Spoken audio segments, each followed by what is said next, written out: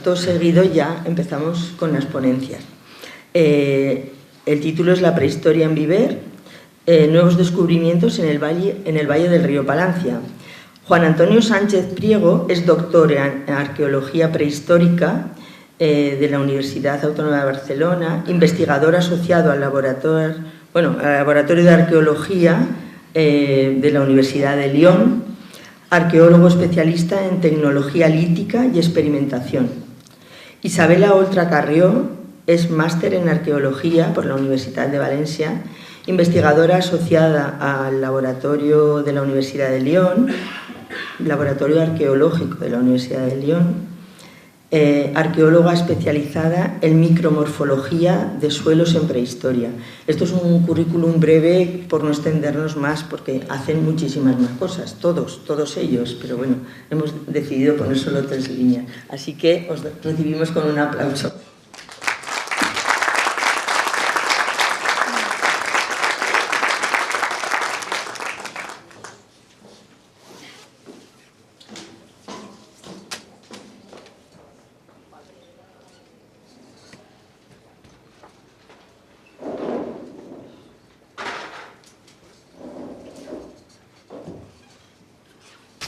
Bueno, moltes gràcies a tots per haver vingut. Primer que res volíem donar un agraïment ràpid a tota la gent que ha fet possible este congrés, que és molt important per a la població de Viver i per tot el que hem estat comentant. Donar les gràcies a la Universitat Jaume I, també per suposat a l'Ajuntament de Viver, que des d'un principi va estar al nostre costat apoyant este projecte de prehistòria i financiant-lo també. També a la Conselleria, perquè també ha tingut un gran interès en tot el que aneu a veure ara mateixa.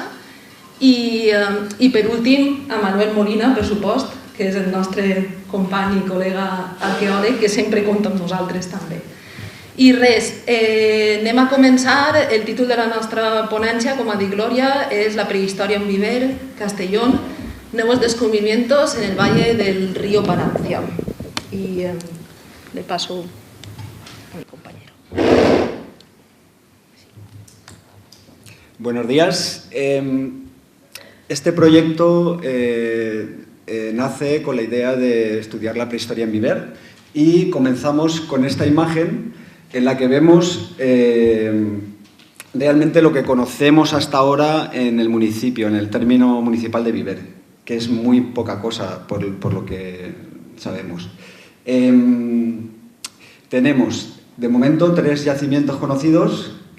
Uno es la Fuente de los Borrachos, apareció en las obras del parque eólico y se trata de una brecha, una grieta natural donde aparecieron restos de fauna y una lasca de siles, un pequeño utensilio de siles. Las cuevas del Sargal, que todos conocemos y que fueron objeto de alguna intervención en el principio del siglo XX, y se datan como enterramientos del final del Neolítico, del 3er milenio antes de Cristo. Y un hallazgo paleontológico, más que arqueológico, es el rodeno, que es una dentición, un molar de un équido de hace 900.000, 800.000 años. Y no he comentado que la Fuente de los Borrachos se dataría más o menos en 400.000 años, en el Paleolítico Medio. Es decir, en todo el término de Viver, de momento solo conocíamos estos, en realidad, 2 yacimientos arqueológicos de la prehistoria y muy pronto nos planteamos, desde que estamos viviendo aquí, hace unos años ya, que sería muy interesante comenzar a estudiar el territorio porque Viver tiene un enorme potencial, probablemente de una ocupación prehistórica importante. Bien, además, dicho esto, la posición de Viver, como sabemos, está en un sitio, en un lugar geográfico muy importante. Ha supuesto siempre un corredor natural entre la costa y el interior de la península. Por lo tanto, además, sabiendo que en la zona de Segorbe, por ejemplo, en el curso medio del río Palancia, se han localizado yacimientos del Paleolítico Medio y del Paleolítico Superior, en este caso Josep Casabó, que fue el que estudió los materiales. También en Soneja, del Paleolítico Superior, hay una presencia importante y del Epipaleolítico. y además todos los estudios de Vicente Palomar que demuestran que en la comarca del Alto Palancia hay una gran cantidad de yacimientos de la Edad del Bronce, hacía suponer que Viver también contaba con un patrimonio que todavía era desconocido, que no se había estudiado, pero que había un potencial enorme. Por eso planteamos el proyecto a la Consellería y también al Ayuntamiento, y como ha dicho Isabela, ha sido muy fácil todo de la parte administrativa. Para ya centrarnos un poco en el estudio que nosotros hemos realizado, este ha sido el estudio de las terrazas fluviales del río Palancia a su paso por Viver. De hecho, aquí en el mapa podéis ver el recorrido del río por el término municipal de Viver. La zona en rojo que acaba de aparecer es lo que hemos prospectado. Este tramo, el río tiene unos 8 kilómetros. Y lo que hemos hecho ha sido el estudio de las terrazas fluviales. Estas terrazas son las deposiciones que el río a lo largo de miles y miles de años va depositando a los lagos. Aquí, como un ejemplo, en la imagen de arriba podemos ver abajo del todo el lecho actual del río y como en la parte frontal de la imagen las terrazas, que son las terrazas más antiguas. En la parte inferior vemos el otro tipo de terrazas, podríamos decir que son las más recientes. En la geomorfología fluvial, las deposiciones de los ríos, que son laterales, tenéis que imaginaros que, nos tenemos que imaginar todos que el lecho actual del río no es como era hace miles de años. De hecho, nos tenemos que imaginar el río en una posición mucho más alta, que con el paso del tiempo va erosionando el agua y se van excavando las paredes y las deposiciones que va dejando a los lados. Las deposiciones son mayoritariamente gravas, son cantos con arenas. Entonces, por este motivo, las más antiguas, las terrazas que primero se depositaron y donde podemos encontrar las ocupaciones más antiguas, están situadas en las partes más altas. De hecho, en este tramo del río se sitúan a unos 20-30 metros del lecho actual. Y las que vemos, que es la segunda imagen, que las vemos más cerca del río, estas serían terrazas más recientes, que cuando el río se va encajonando, pues va dejando las terrazas un poco más abajo. Y ahora vamos a hablar un poquito también de la metodología, así rápidamente, que es lo que hemos trabajado un poquillo más. En este caso, lo que hemos realizado ha sido una prospección superficial. Mostramos aquí algunas imágenes del trabajo de prospección arqueológica, que en realidad es recorrer palmo a palmo el territorio y ir documentando cualquier elemento de interés natural o arqueológico que sea de interés para el estudio. Y aquí podemos ver algunas imágenes de ese recorrido, ¿no? Desde el término de Teresa hasta donde acaba el río en el término de Génica. Bueno, imágenes para que vean un poco el contexto de estudio y otras imágenes donde se ven los recorridos que hacemos. En la prospección superficial que hemos hecho, muchas veces la superficie es visible, entonces nos podemos pasar horas y horas ahí mirando el suelo para localizar materiales, que a veces es difícil localizarlos. Sin embargo, en otras zonas más vegetadas o boscosas, la visibilidad es menos, entonces se recorre de una forma más rápida, digamos. Pero pueden ver cómo alcanzamos desde el cauce del río hasta donde acaban las terrazas en la parte superior y se enlazan ya con las zonas de ladera de montaña. Más imágenes, ¿no?, de cómo observamos la superficie cuando es visible y también los perfiles estratigráficos, los cortes de los caminos, donde tenemos testimonios de la historia del río y de si hay materiales dentro o no hay materiales. A veces se puede ver y a veces por la transformación, la construcción de bancales, pues en estos momentos no quiere decir que no haya nada en las fotografías de abajo, pero no se ve. Aprovechamos también la prospección, por supuesto, para documentar cualquier resto arqueológico de cualquier época, no solo la prehistoria, y también elementos etnológicos y bienes culturales que no estaban catalogados. Entonces, a partir de ahora, con la colaboración de nuestro compañero Manuel Molina, estas informaciones se incorporarán a los estudios que él está realizando en periodos de época romana, medieval y demás. Ahora ya sí que pasamos a explicar nuestros hallazgos, los hallazgos que hemos podido documentar en estas prospecciones. En la imagen que veis, en realidad falta un cachito, podríamos decir, de lo que es el río al paso por el término municipal de Viver, que de hecho ahí llega escasamente hasta la zona del Sargal, pero ahí lo que pasa es que sí que hemos encontrado algunos hallazgos, pero son lo que llamamos hallazgos aislados. Igual encontramos una pieza arqueológica, o pero que no como para definirlo como un yacimiento arqueológico. En cambio, estas 4 zonas que veis en el mapa, en color amarillo, son los 4 yacimientos arqueológicos que hemos podido establecer en las terrazas fluviales en Viver, que es súper interesante, de verdad, porque ahora os hablaremos un poquito más de cada uno de ellos y podréis ver las cronologías que hemos estimado que tienen. Bueno, son 4, la Revuelta de la Sartén, la Umbría de los Caracoles, Peñarrubias y las Quinchas. Todos estos 4 yacimientos llevan los nombres de los topónimos que encontramos en estas zonas del río. Si os fijáis, a la izquierda, aparte de estos 4 yacimientos, hay una flecha más pequeñita que pone materias primas. Esto es muy importante para los arqueólogos. Aquí lo que hemos encontrado ha sido el sílex. Casi todas las, bueno, aquí prácticamente todas las piezas que hemos encontrado arqueológicas, de material arqueológico, están hechas con sílex. A lo largo del cauce del río encontramos nódulos de sílex rodados que han ido pasando por el río, que en un inicio pues, pensábamos pues, que estos son lo que ellos cogen, ¿no? Lo transforman y hacen sus herramientas. Pero justo el primer día de prospecciones, que empezamos por la parte de arriba del río, encontramos estos paquetes litológicos, geológicos, con el sílex en lo que llamamos posición primaria. O sea, que justo en el término de Viver, aparte de los yacimientos y todos los restos arqueológicos que hemos encontrado, encontramos la materia prima. Encontramos dónde ellos iban y podían recoger el sílex para luego transformarlo en herramientas. Esto es muy importante porque a veces en otros yacimientos esto no ocurre. Vemos que tienen utensilios o que hacen herramientas con un sílex que no se encuentra en la zona. Entonces, con esto, los arqueólogos y las arqueólogas podemos saber hasta dónde se desplazaban para recoger esta materia prima.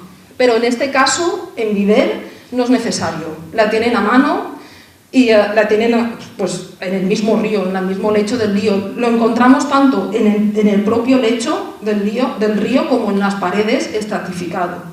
De esto ya teníamos noción porque en una de las excursiones que hicimos con el Ayuntamiento de Viver, de mano de Paco Mas, una excursión geológica por el Barranco del Regajo que da justo a la Revuelta de la Sartén, ya vimos que había muchos nódulos de sílex que estaban incrustados en la caliza. Pero ahora, pues, gracias a estas prospecciones hemos podido ver dónde está el origen. Y ahora pues pasaremos un poquito a desarrollar más cada uno de los yacimientos que hemos localizado. Empezamos por arriba, por la Revuelta de la Sartén, hacemos zoom y todos los puntos rojos que veis son el material lítico localizado en superficie, el que hemos podido ver. O sea, este material lítico nos estamos refiriendo no solo al sílex en sí, sino a sílex que ha estado trabajado por los humanos. Como podéis ver, la Revuelta de la Sartén es un gran meandro que se ha ido formando a lo largo de miles y miles de años. Y por eso, por ejemplo, en la imagen A podéis ver que en realidad se trata de un pequeño cerro que ha quedado rodeado completamente por el río Palancia y los restos arqueológicos los encontramos arriba de este cerro, porque como hemos explicado, las terrazas más antiguas se encuentran en estos niveles. De hecho, en la Revuelta de la Sartén, estas terrazas se encuentran a 30 metros sobre el lecho actual del río. En la imagen B, bueno, una foto del meandro y luego en la C y en la D es para que veáis un poco cómo son estas terrazas. Las terrazas estas tan antiguas, en realidad que ahora hablaremos un poco de las cronologías y todo, estas terrazas tan antiguas, en realidad no se trata de arena suelta con cantos, porque estos serían las terrazas más recientes. Estas más antiguas están cementadas, son muy duras, que de hecho para excavarlas deberíamos utilizar otros utensilios, no lo típico que nos imaginamos de los arqueólogos con un pincel y limpiando tierra, sino que en realidad deberíamos utilizar pues, entre cinceles y mazas para poder excavar. En la imagen B, aunque aquí no se ve muy... porque de hecho es que el ratón no se mueve, ¿no? Da igual. Hay una pieza que hemos encontrado muchas, que están talladas, que están directamente incrustadas en la propia cementación, y las vemos, están allí, in situ.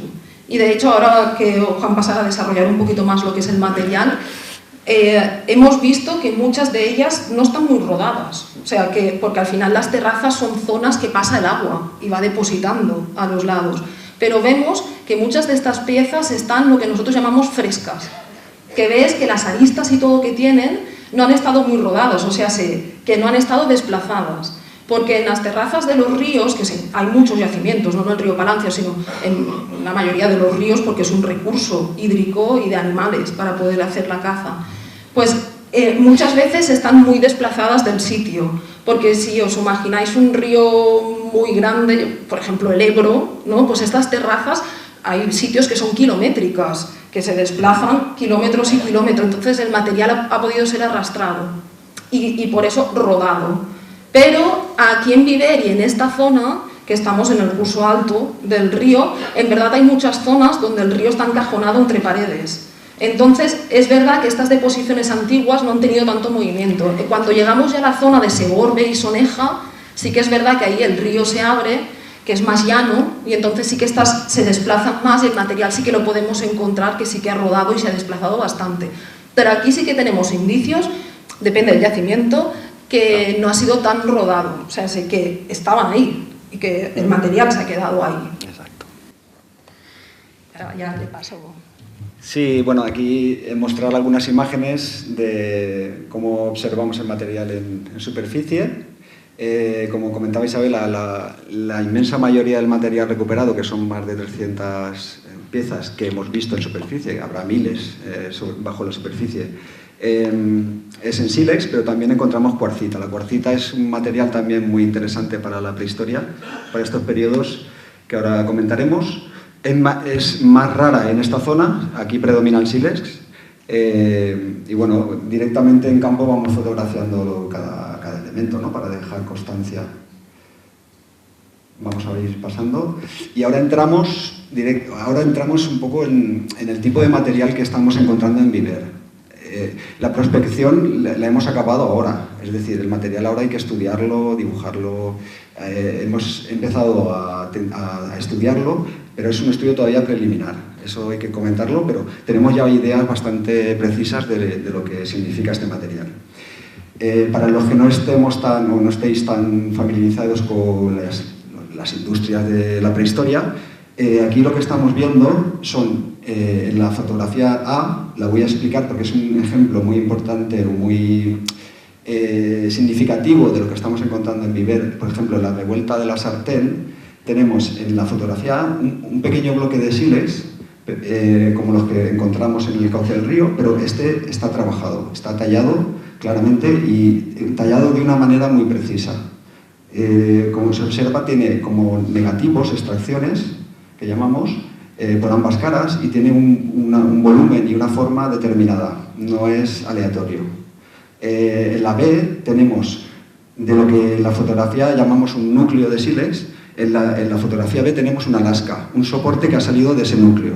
Es decir, los núcleos sirven para fabricar soportes que en la fotografía C van a ser transformados en utensilios concretos para una función concreta. En este caso, la C es una rayadera, es un utensilio retocado de sílex que sirve para raspar la madera, raspar las pieles, trabajar el hueso, diferentes tipos de actividades. ¿Por qué me paro un poco a explicarlo así? Porque muchas veces en prehistoria encontramos yacimientos de materia prima donde las comunidades, hombres y mujeres, iban a tallar, a fabricar herramientas y se llevaban esas herramientas a las cuevas o a los asentamientos alejados del río, por ejemplo. No vivían ahí. Pero aquí estamos encontrando todo el proceso, toda la cadena operativa de producción lítica está aquí, en Viver. en las terrazas mismas y seguramente en otros lugares. ¿Qué quiere decir esto? Que no solamente iban a tallar, no solamente iban por el sílex, sino que en el mismo valle del río ya estaban procesando animales, trabajando materiales, fabricando herramientas de madera. ¿Por qué? Porque encontramos una gran cantidad de utensilios, de útiles, cuchillos. Entonces, quiere decir que ahí mismo están utilizando ese material. No solo van a fabricar herramientas, como ocurre en otros sitios. Y eso es muy importante. Aquí es solamente un ejemplo, pero ahí se repite y es una constante en todo el valle. Entonces, cuando encuentras ya tanto material es porque realmente es una zona muy, muy frecuentada, muy importante. Y estamos hablando, ahora en cronología, estamos hablando del Paleolítico Medio. Estamos hablando desde hace 400.000 años hasta los 30.000 años que aparecemos nosotros. Es decir, en esas cronologías aquí no estamos todavía los sapiens, son neandertales. Estamos hablando de una ocupación neandertal realmente importante en esta zona, que se conocía en Segorbe y ahora resulta que también lo confirmamos todavía más aquí en Viver y seguramente llegará hasta la zona de Begís y luego enlazará con la zona de los Serranos, que conocemos otros sitios. O sea que estamos completando una zona vacía, como decía Gloria al principio, de conocimiento. Poco a poco vamos a ir intentando completarla. Seguimos para ir viendo todos los yacimientos que hemos encontrado, seguimos bajando el río, al igual que harían estas poblaciones hasta llegar a la costa, y nos hemos encontrado con el yacimiento que hemos llamado la Umbría de los Caracoles. Este yacimiento, que también está en alto, que también está en un gran meandro, pues bueno, un poquito lo mismo. En esta imagen podéis ver todos los puntos rojos, son el material tallado que hemos encontrado en superficie. Si bien es cierto, probablemente haya mucho más material, incluso en superficie, pero estamos hablando de un tipo de material, como estaba explicando Juan, que no es fácil de concretar. A veces algunos son fragmentos naturales, entonces todo esto habrá que hacer pues, un estudio mucho más profundo, por supuesto. En la Umbría de los Caracoles seguimos, que ahora Juan lo explicará un poquito más, seguimos en las mismas cronologías. En Paleolítico Medio estamos hablando de neandertales, no de Homo sapiens, como ha dicho Juan. Aquí, en la Umbría de los Caracoles, vemos, hay una cosa muy importante, y es en la fotografía, bueno, A se ve en el fondo, pero en la fotografía B, estas son las terrazas más antiguas. Tienen una potencia, o sea, unos metros enormes, lo que puede contener muchísima información. Si bien es cierto, nosotros estos perfiles los registramos, los miramos, encontramos piezas en ellos, pero la fotografía C y D nos muestra un poquito más el paisaje como es en la Umbría de los Caracoles y que es lo que nosotros prospectamos en superficie y podemos ver. Seguimos un poquito más con el material que hemos encontrado aquí. Bien, en este caso, como comentaba Isabela, seguimos encontrando material del Paleolítico Medio, es decir, se reitera cada vez que hemos ido encontrando zonas de concentración de material que hay una presencia importantísima de comunidades neandertales, ¿no?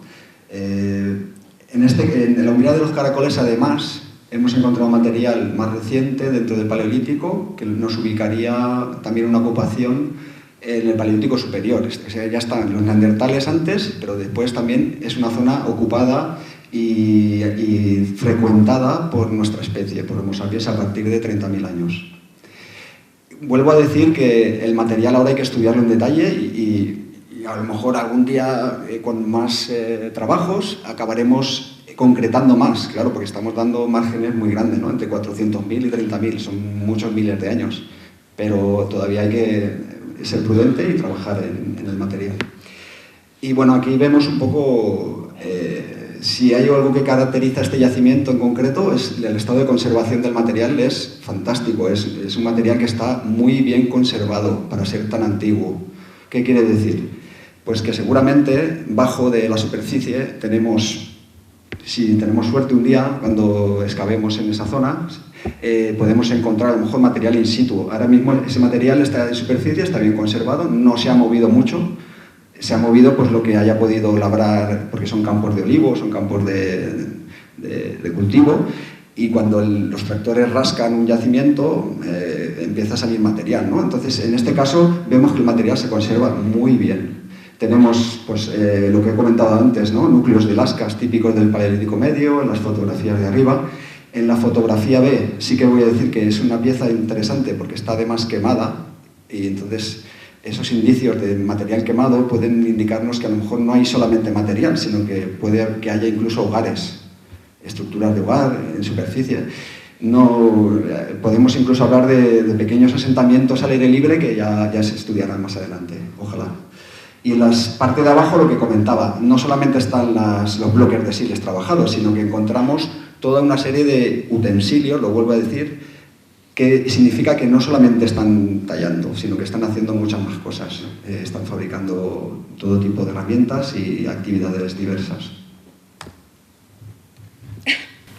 Seguimos con Peñarrubias, que seguro que la mayoría de gente que estáis aquí, que sois de Viver, conocéis bien dónde están Peñarrubias, y que hacemos un primero. Peñarrubias morfológicamente cambia de los otros dos yacimientos que hemos visto, de la revuelta de la Sartén y la Umbría de los Caracoles, que estaban pues como en unas cerros pequeñitos. Aquí nos encontramos que en la siguiente... Bueno, otra cosa es que podemos ver que aquí hay material lítico localizado en rojo, pero también en morado hemos encontrado cerámicas. Esto quiere decir que, aparte de estos periodos que hemos estado hablando antes, de Paleolítico Medio, Superior, también encontramos cerámicas. Estamos hablando de otros periodos, un poco más recientes. Y paso a la otra foto que se ve... Bueno, la foto A y B. La foto A es una foto para que veáis un poco que este yacimiento está en ladera. Arriba vemos las Peñarrubias, que se trata de unas formaciones kársticas travertinas que tienen muchísimas cavidades. Y lo interesante de aquí, bueno, son varias cosas. Hemos encontrado lo Paleolítico Medio, Paleolítico Superior, pero también en esta zona que en la fotografía B se ve cenital, hemos encontrado lo que parecen ser estructuras. Entonces aquí ya estamos hablando de algo más reciente y de un poblado. Las estructuras que en la fotografía B no son las que son rectangulares, que se ven como rectangulares, estos son antiguos corrales que también hemos registrado como bienes etnológicos, sino que no se aprecia muy bien, porque sería difícil, pero son unas estructuras que tienen forma redonda o ovalada, que nos está indicando también el tipo de población que sería. De hecho, pensamos, por el tipo de cerámica y todo, que ahora Juan explicará, que estaríamos hablando de poblaciones de la Edad del Bronce. Claro, pensad en el sitio, si os fijáis en la fotografía A, es un sitio que está inclinado hacia el sur, donde tendrían recursos hídricos, que es un paraje idóneo para asentarse a vivir. Ya no solo las poblaciones paleolíticas, que está claro, porque donde hay un río hay animales, sino ahora estamos hablando ya de un periodo más reciente y de un poblado. Aunque es cierto que, mira, la fotografía C y D son como un poco las piedras que forman un poco estas estructuras. El problema aquí nunca ha estado abancalado, o sea, nunca ha estado trabajando nunca ha estado trabajado. Entonces hay muchísima vegetación, ¿vale? Pues seguimos un poquito más. Bueno, como comenta Isabela, el material aquí es variado y representa diferentes épocas de la prehistoria. Es súper importante y es un lugar, pues, como comentaba ella también, espectacular para un asentamiento de cualquier época. Incluso ahora podríamos vivir ahí fantásticamente. En la fotografía B sí que voy a comentar, por ejemplo, que esa pieza, por ejemplo, ya es algo diferente de lo que hemos visto anteriormente. Es un fragmento de una pieza que está tallada bifacialmente, más técnicamente diríamos que es una pieza foliácea y una preforma de una punta de flecha. Son momentos ya más recientes de la prehistoria, Paleolítico Superior, y asociados también a otros elementos que vamos a ver aquí. Vemos como aquí ya es más variado, ¿no? la tecnología. La parte de arriba sería lo que ya hemos visto en los otros yacimientos, como núcleos y raederas y utensilios del Paleolítico Medio. La parte central cambia. Ya Lo comento porque a lo mejor todos no estamos familiarizados con este material y otros muchos sabréis perfectamente de qué hablo, pero toda la parte central estamos hablando de una industria ya laminar, que llamamos, que son núcleos de sílex que están trabajados de otra manera. Los neandertales trabajaban el sílex de una forma muy concreta, tenían 2 o 3 métodos y de ahí no salían, eran muy cabezones. Y ese material lo podemos encontrar en el Próximo Oriente, en Europa, en todos los sitios donde han estado los neandertales. Da igual, los núcleos son muy parecidos. Pues en el caso nuestro, en Homo sapiens, nos caracterizamos más por trabajar el material de la forma que se ve en las fotografías del centro, que son soportes más alargados, láminas. Fabricamos cuchillos, fundamentalmente, no solo, pero es una característica, y a partir de ahí pues, los retocamos, hacemos buriles, hacemos cuchillos, hacemos puntas de flecha, entre otras muchas cosas. Y en la parte de abajo vemos las cerámicas que comentábamos, que sí que son típicas de la Edad del Bronce. Todavía es muy pronto porque podríamos estar en el final del Neolítico, que llamamos calcolítico, horizonte de transición, horizonte campaniforme de transición, y el inicio del Bronce, pero todavía es muy pronto para saber en qué momento estamos. La Edad del Bronce dura 1000 años y ahí habrá que estudiarlo en detalle y ver esas estructuras si se confirman. Seguimos, vamos a ver las quinchas, lo pasamos un poco más rapidito, porque pensamos bien. Sí. Vemos, bueno, la zona de las quinchas ya es una zona que sí que es muy antrópica, que ha habido mucha actividad, actualmente también, de cultivo de olivos y de almendros. La mayoría de la gente conocéis la zona de las quinchas también, y aquí tenemos una gran dispersión de material. Es cierto que en esta zona el río, como habíamos contado antes, ya no está tan encajado, sino que se amplía un poco más, entonces las terrazas llegan un poco más lejos. Pero las más antiguas seguimos hablando de 20 metros sobre el nivel actual, el cauce del río. Tenemos mucho material lítico localizado. Sí que es cierto que en esta zona está un poco más rodado, no está tan fresco, que hemos dicho antes, pero que aquí es importante pararnos un segundito en la foto A y B, porque es un perfil que gracias a la realización de caminos nos cortan las terrazas y así nosotros podemos ver los perfiles, que es donde vemos la estratificación y podemos ver el material incrustado ahí dentro. Y bueno, me paraba un segundito porque aquí fue como el origen de este proyecto. Aquí fue donde paseando, vimos una de las primeras piezas, porque ahora pues los dos vivimos en Viver, y vimos algunas de las primeras piezas que en la fotografía B la podéis ver, que está en la izquierda, que es más blanquecina. Esto es una lasca que sigue incrustada en la terraza fluvial y que en la foto no se aprecia tan bien, pero que tiene las marcas de haber estado trabajada por humanos. Entonces, estos perfiles a nosotros nos aportan muchísima información, que un poquito más adelante, dentro de 2 o 3 diapositivas, lo hablaremos un poquito más. Y la C y la D pues son los bancales que tenemos arriba, que hemos estado prospectando. Bueno, otro de los perfiles, y la fotografía D sí que se puede ver perfectamente, es una joya de pieza que está completamente incrustada y se trata de una lasca, que se pueden ver dos extracciones que tiene para su preparación. Bueno, y en la C y en la D, vistas generales de cómo encontramos el material en superficie. Y por último. Sí, bueno, las quinchas también presentan material antiguo, muy antiguo, del Paleolítico Medio, con núcleos Levallois, que llamamos, núcleos discoides, y a partir de ahí fabrican toda una serie de utensilios, ¿no? A partir de esos soportes. Y también tenemos piezas del Paleolítico Superior, entonces una zona también ocupada y transitada durante todo el Paleolítico, seguramente. Y una zona bastante amplia, las quinchas. Bien. Bueno, apunto una cosita. Para acabar, en conclusiones, bueno, para acabar no, pero para ir terminando, en conclusiones hemos hecho pues un cuadro cronológico para que situemos más bien dónde situamos cada uno en un eje cronológico a cada uno de estos yacimientos y así nos hacemos una idea más general. Bien, estas imágenes las hemos colocado porque, como decíamos, aquí no solamente estamos hablando de material que tallan y abandonan, sino que hay más cosas, hay actividades que seguramente se desarrollarían en el Valle del Palancia, aprovechando la enorme biodiversidad que hay y que había entonces, todavía más, y es unas imágenes que ilustran este motivo. A nivel técnico, en tecnología prehistórica hablamos de 5 modos tecnológicos. En Viver, por ahora, hemos localizado claramente los modos tecnológicos 3 y 4.